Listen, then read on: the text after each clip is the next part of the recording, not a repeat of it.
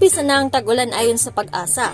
Aminin, masarap kumain kapag ganito ang panahon, lalo na kung nagbabakasyon.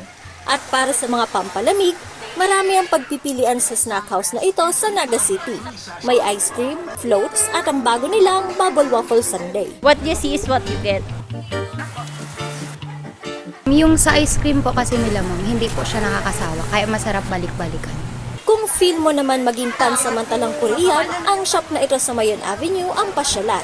Bukod sa Korean-inspired na itlog ang bida, swak pa sa budget ang lasa. Alam naman natin na yung mga youngs, yung mga millennials ngayon, more into Korean, sila mga ganyan.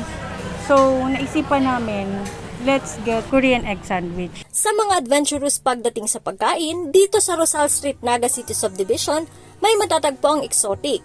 Carry mo ba itong tagparak? Malalaking shell po siya na yung parang sa suso baga po, pero dakula po siya. Ang tagparak po, may luto kaming fried, tapos adobo, tapos yan sisig.